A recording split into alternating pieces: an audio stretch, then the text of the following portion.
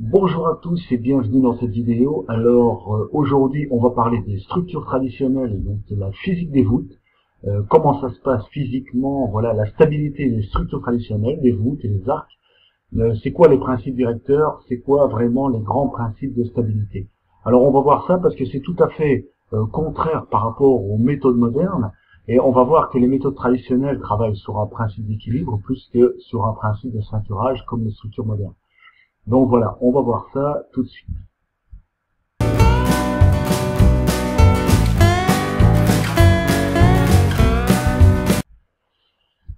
Voilà, donc là j'ai pris une très belle photo de la maison de Satpren Maini. Satpren Maini qui est un formateur à l'éco-construction, à la construction en terre en BTC en Inde, au centre de formation à la construction en terre en Inde, d'Auroville.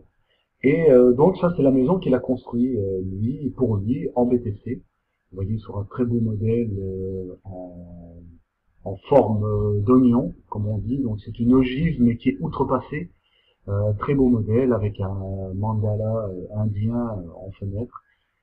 Bon, c'est quelqu'un qui est très spirituel et très investi, voilà, par l'écologie et par la terre, donc par la vie au centre de la terre. C'est pour ça qu'il veut sa maison en terre.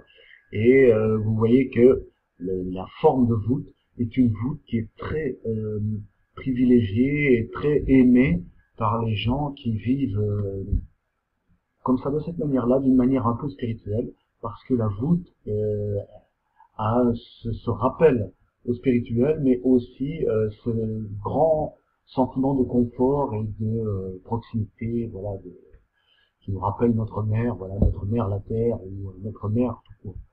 Voilà, donc ça c'était un petit aparté sur les formes de voûte, et sur Satpren Maini, voilà, qui est donc quelqu'un que j'apprécie particulièrement, qui est venu au GDA Cybermark, qu'on a rencontré, et avec qui on espère pouvoir travailler très prochainement.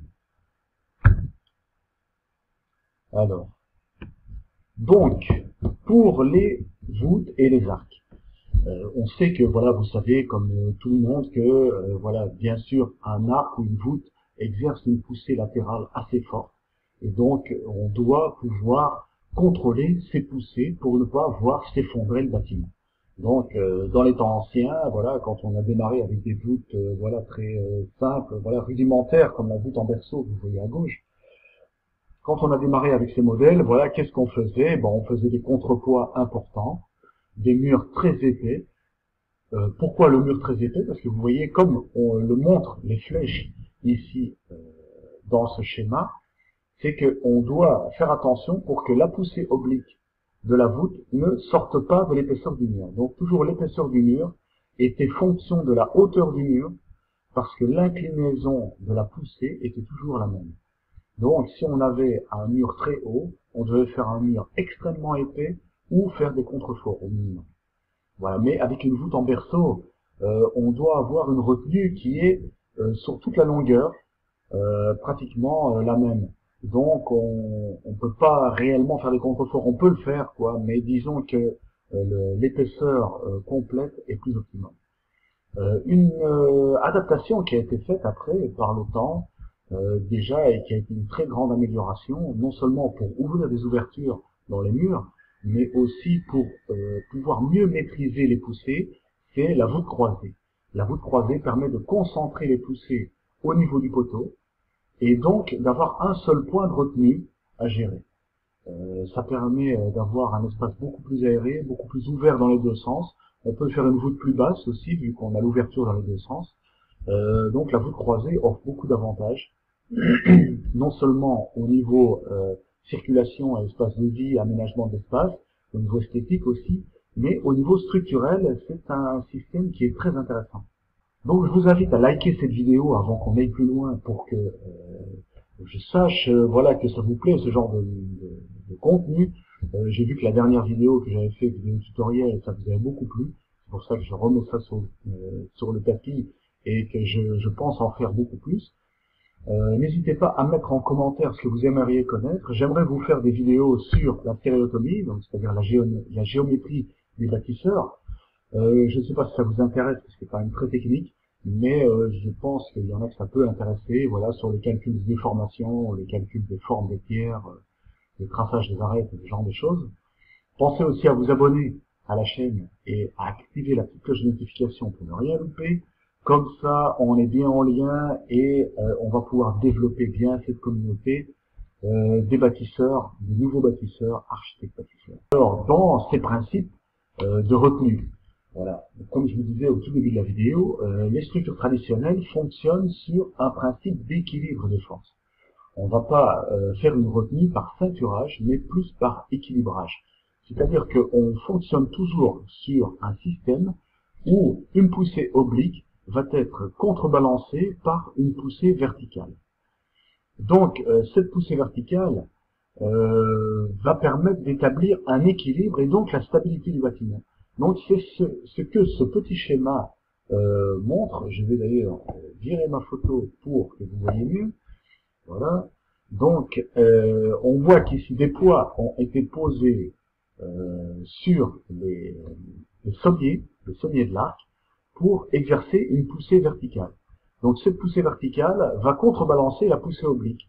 On voit que lorsqu'on enlève un poids d'un sommier, la poussée latérale fait partir l'arc latéralement et donc crée l'effondrement de l'arc. Donc on voit que c'est vraiment un principe d'équilibre qui va permettre de maintenir la stabilité.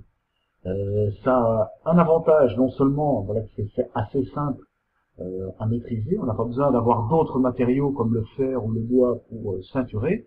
Donc juste avec le matériau pierre ou le matériau terre, vous pouvez créer non seulement votre bâtiment, mais aussi sa stabilité. Mais aussi, ça a un grand avantage au niveau de la souplesse du bâtiment. Et ça, c'est ce qu'on va voir par la suite. Donc, on remarque ici une autre application qui est plus évoluée, qui est peut-être plus connue, notamment dans l'art gothique, au niveau des contreforts de soutien. Donc, on voit que quand on fait des voûtes croisées, les forces sont concentrées sur les poteaux. Donc, on n'a plus besoin de créer une grande épaisseur de mur. Et même quand on veut avoir un poteau qui reste relativement fin et très très haut en hauteur, on va créer plutôt des contreforts. Les contreforts vont avoir un rôle de retenir la poussée à son point stratégique, à son point vraiment névralgique, le point de rupture, quoi, qu'on appelle toujours le rein de la voûte. Le rein de la voûte, c'est le point de rupture de la voûte quand il y a effondrement. Donc le contrefort est maintenu lui-même par un poids. Ici, on a mis un poids, voilà, suspendu, mais le poids peut être sous forme de pinacle, comme on voit dans l'art gothique. En fait, les pinacles sont des contrepoids. On voit dans l'art gothique tous les contreforts avec une sorte de pyramide comme ça au-dessus, avec des décors et des statues et tout ça. Tout ça, en fait, c'est pour rajouter du poids sur le contrefort de manière esthétique. Ici, c'est schématisé, bien sûr, juste pour montrer le système et l'effet. Donc, le contrepoids va retenir le contrefort qui va retenir lui-même la poussée de la voûte. Donc, on voit très clairement que le point de rupture, ici, est au niveau du point d'appui du contrefort. Donc, je vous parlais tout à l'heure du deuxième principe des structures traditionnelles, et c'est un principe qui donne beaucoup de stabilité à l'édifice. On voit des bâtiments qui subissent de graves mouvements tenir en place grâce à la souplesse. Et ça, c'est aussi un grand avantage de la structure traditionnelle, c'est que cette souplesse lui permet plus de stabilité, lui permet plus de durabilité dans le temps, en cas de traumatisme d'un bâtiment, d'un tremblement de terre ou d'un tassement différentiel. J'ai déjà vu une cathédrale comme ça, une église plutôt, qui avait subi un tassement différentiel, et on voyait les arcs qui étaient complètement déformés, mais qui malgré tout avaient gardé leur intégrité. La souplesse est un effet quelque part du système traditionnel, c'est-à-dire que le système traditionnel va vous permettre d'avoir une structure qui se tient par équilibre, et donc s'il y a un petit mouvement, toute la structure va suivre. Comme on voit ici, c'est très bien illustré dans cette illustration, c'est que voilà, si on va rajouter des poids, donc les poids sont là pour simuler un stress au bâtiment, on voit que la déformation reste intègre, même si on a une impression qu'il y a une ouverture qui est proche de l'effondrement. C'est vrai, c'est le point limite de l'effondrement, mais pourquoi ça ne s'effondre pas? Parce que les points de contact suivent toujours un arc. C'est-à-dire qu'on n'a pas une courbe qui est inversée. À à partir du moment où on a une courbe inversée ou voilà, trop brisée, on a effondrement. Donc on voit que la courbe des points de contact détermine toujours une forme de courbe. Si on arrive à une courbe qui est inversée, on a effondrement. Donc voilà, la souplesse d'un bâtiment traditionnel, c'est aussi des voûtes et des arcs, c'est un grand facteur de stabilité.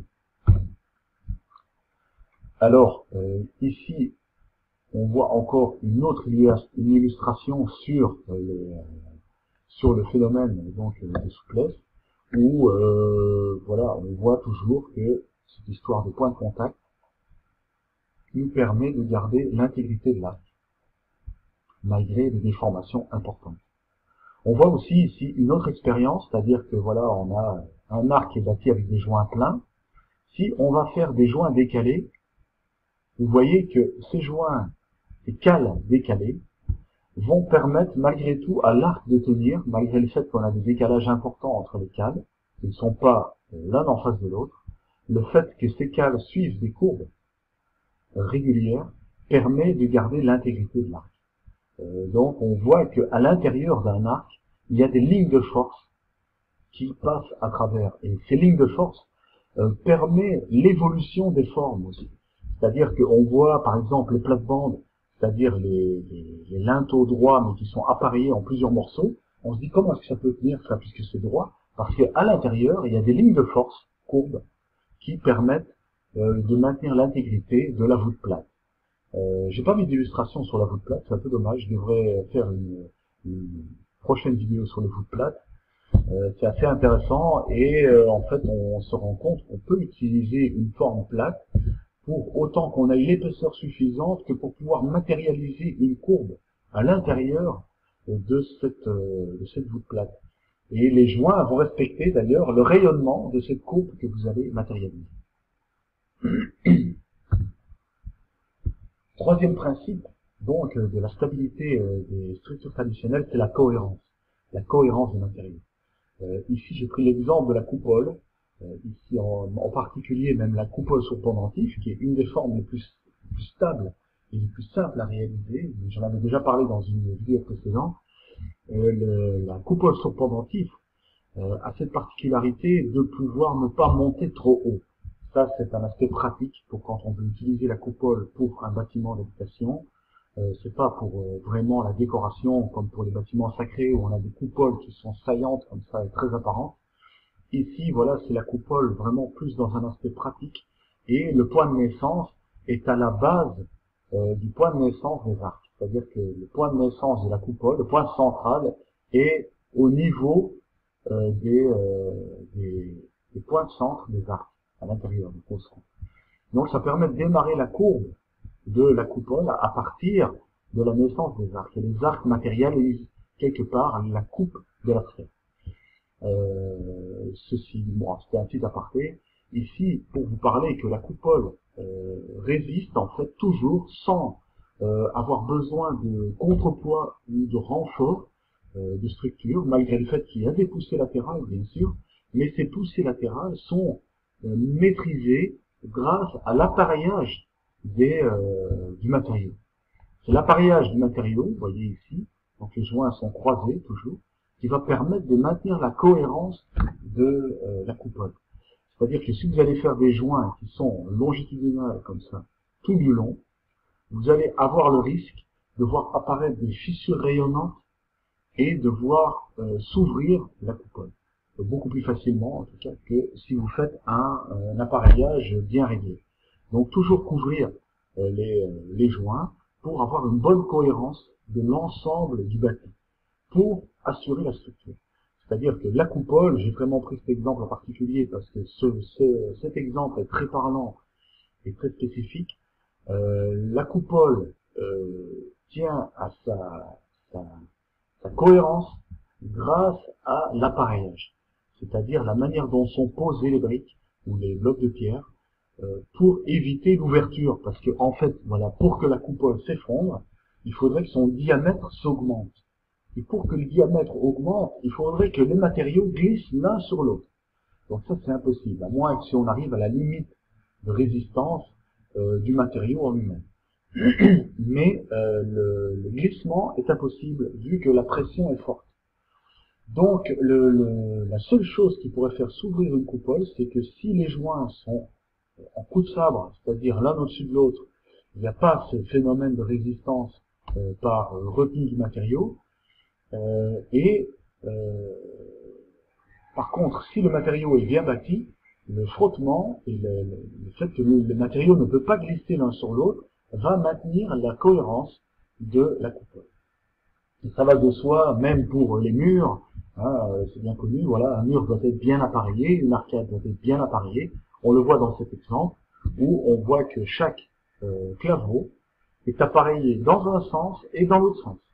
Donc on voit dans l'épaisseur que les briques sont une fois dans un sens, une fois dans l'autre, pour que l'ensemble soit cohérent, qu'on n'ait pas deux couches successives avec un coup de sabre, ou un coup de sabre vertical, ce serait pas bien non plus. Donc, toujours veiller à la cohérence du bâti. C'est ça qui va vous donner le meilleur résultat et la meilleure résistance de vos arcs, de vos voûtes, de vos structures en général. Donc voilà comment quelques photos de bâtis de ces coupoles. Moi j'affectionne particulièrement les coupoles et les voûtes. Comme vous le savez, d'ailleurs les stages qu'on réalise ici au GDA, on fait toujours des stages sur les voûtes parce que je trouve que c'est un système extrêmement pertinent pour pouvoir diminuer notre empreinte carbone. Ça va jusque là parce que si vous utilisez les voûtes, vous pouvez faire entièrement votre maison rien qu'avec le matériau de terre. Et c'était d'ailleurs l'objectif de Hassan Fatih, c'était de dire avec la terre on peut construire des bâtiments qui sont très esthétiques et très confortables en utilisant la voûte sans coffrage. La voûte sans coffrage est une technique qui va vous permettre de bâtir votre maison entièrement en terre sans faire intervenir aucun autre matériau. Donc vous pouvez bâtir votre maison entièrement gratuitement. Si vous travaillez bien sûr tout seul, voilà, c'est sous certaines conditions. Donc là je parle vraiment pour l'autoconstruction, quand vous travaillez avec la terre de chez vous et que vous allez produire vos matériaux vous-même. Donc c'est vrai que ça peut paraître laborieux, mais il n'empêche que c'est une manière de pouvoir bâtir sa maison gratuitement et écologiquement. Donc voilà, ici j'ai décidé de vous faire un petit aperçu de tous les systèmes d'appareillage de par les époques, donc l'évolution de la voûte de par les âges.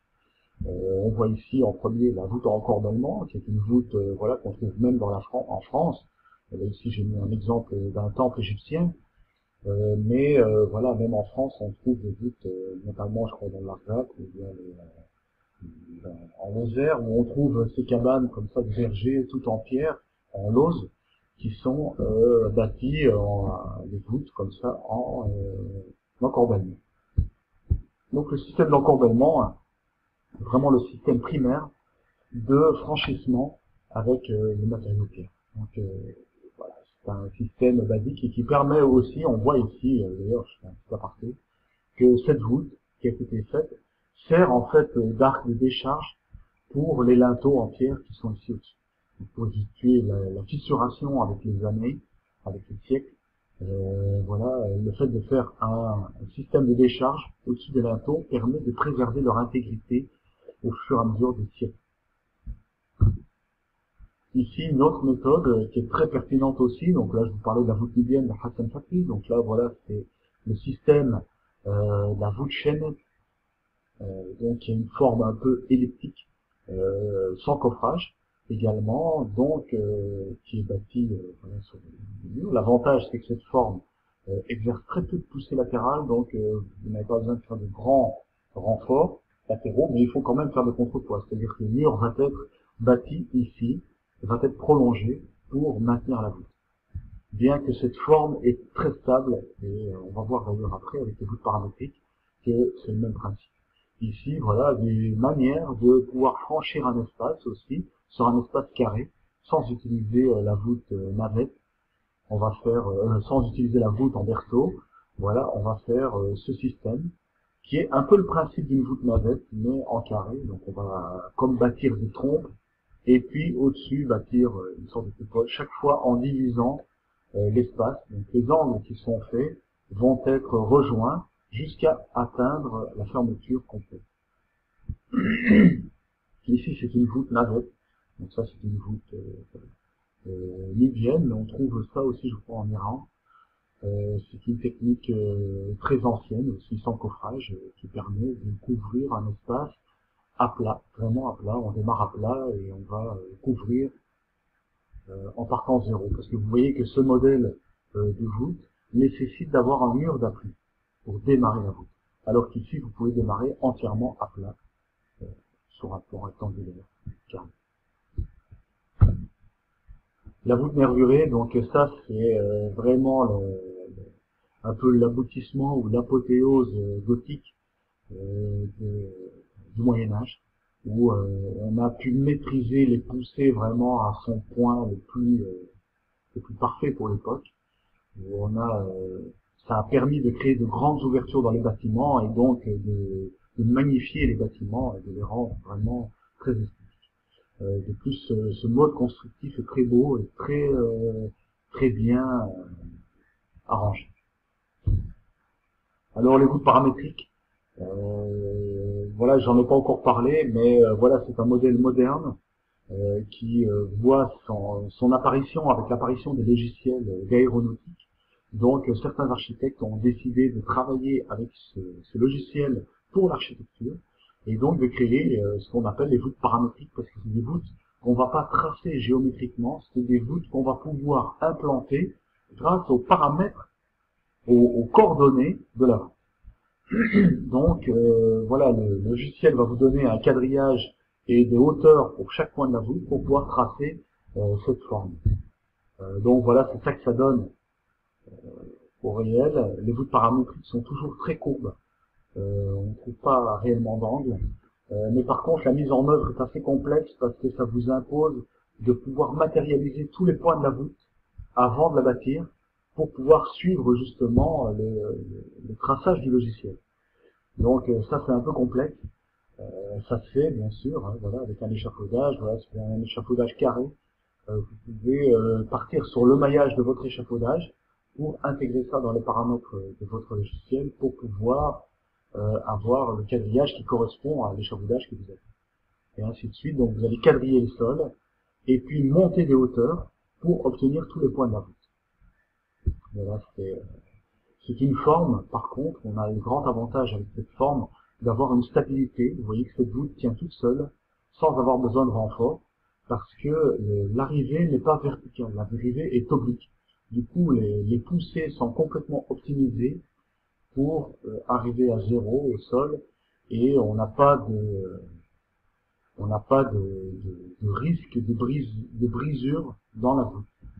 Par contre, il faut bien assurer la retenue au niveau du sol, c'est-à-dire il faut un ancrage bien optimisé. Voilà. Donc voilà, je vous remercie pour votre attention. Voilà, j'espère que cette présentation vous a plu. Je vous invite à télécharger cette présentation. Donc je vais vous faire un petit PDF avec toutes les images et tous les trucs. Ça peut vous servir de pense-bête et je pense que c'est assez intéressant de pouvoir le garder sous le coude en cas de besoin. Donc je vous laisse la possibilité de télécharger ce document, cette présentation. Vous allez trouver le lien dans la description. Et je vous invite aussi à participer à notre stage d'été. Donc on va reparler de tout ça, des voûtes, de la stabilité, du bâti traditionnel, lors du stage qu'on organise au mois de juillet, c'est-à-dire dans 3 semaines. Les inscriptions la page d'inscription est disponible dans la description. Pour les Tunisiens, c'est pas possible de faire pour l'instant, de faire l'inscription en ligne.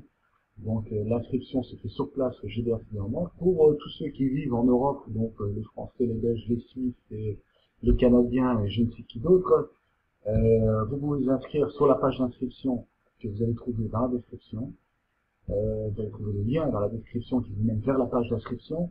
Ça va vous permettre de participer à ce stage. Il y a 4 modules qui sont prévus pendant le mois de juillet. 4 modules d'une semaine. Vous choisissez le module auquel vous voulez participer. et vous pouvez choisir le module en fonction de ce qui vous intéresse le plus. Donc voilà, juste pour rappel, j'essaie de faire vite parce que la vidéo va durer des plombes. Le premier module se passe du 1er juillet au 5 juillet inclus. On va parler de la construction des murs, donc le bâti en pierre et le bâti en terre.